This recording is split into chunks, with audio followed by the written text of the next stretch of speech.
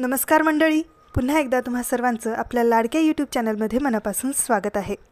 जुळली गाठ ग या मालिकेचा आजचा भाग खूपच भावूक करणारा होता. सुरुवातीलाच आपल्याला असं दिसतं की सावी भाऊंना अंगदबद्दल विचारते, पण भाऊ तिला म्हणतात, असेल ना कुणीतरी, सोड त्याचं, मला जावई बापूंसोबत बोलायचं आहे, तू फोन कर की त्यांना. भाऊ खूप आग्रह करत असतात म्हणून सावी धैर्याला कॉल करते.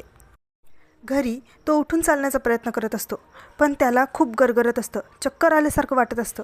तो विचार करतो की हे असं काय होतंय, एवढी गुंगी काय येते मला. तेवढ्यातच त्याचा फोन वाजत असतो. कसाबसा तो फोनपर्यंत पोचतो तर सावीचा कॉल असतो, म्हणून तो कट करतो आणि त्याचे डोळे सहज मिटतात. इकडे भाऊ एकसारखा धैर्याशी बोलण्याचा तगादाच लावतात, म्हणून सावी परत धैर्याला कॉल करते. मोबाईलच्या रिंगमुळे त्याला जाग येते. सावी त्याला समजावते की तुम्ही प्लीज जरा भाऊंशी बोला ना. तो तयार होतो.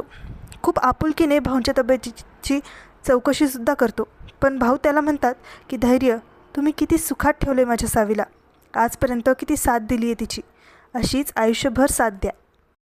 भाऊंचं हे बोलणं ऐकून सावीच्या डोळ्यात पाणी येतं आणि धैर्याला कळतच नसतं की काय बोलावं. एवढ्यातच दीपा मोठ्याने तमाशा करायला लागते. त्यामुळे सावीची आई फोन सावीकडे देत भाऊंना घेऊन जाते. सावीच्याही डोळ्यात पाणी असतं. तिला पण कळत नसतं की आता धैर्यासोबत बोलावं तरी काय, पण भाऊ जे बोलले त्यासाठी ती धैर्याला सॉरी म्हणते. तेव्हा तो म्हणतो, इट्स ओके, सॉरी म्हणायची काहीच गरज नाही आहे, मला भाऊंची कंडिशन माहीत आहे. तेव्हा सावीला हे ऐकून इतकं बरं वाटत असतं. धैर्य कॉल ठेवतो. तेवढ्यातच नीता वहिनी धैर्यासाठी ज्यूस घेऊन येतात आणि त्याला सांगतात की सावीने निक्षून सांगितलेलं आहे की तुम्हाला सगळं वेळेवर मिळालंच पाहिजे. भाऊजी, अहो सावी खूप चांगली मुलगी आहे, खूप प्रेम करते तुमच्यावर, तिला खूप काळजी असते तुमची. ती कुठे जरी असली ना तरी तिच्या डोक्यात फक्त तुमचेच विचार असतात. त्या बरंच काही बोलतात. धैर्य शांतपणे ऐकत असतो. बोलणं झाल्यावर वहिनी जायला निघतात.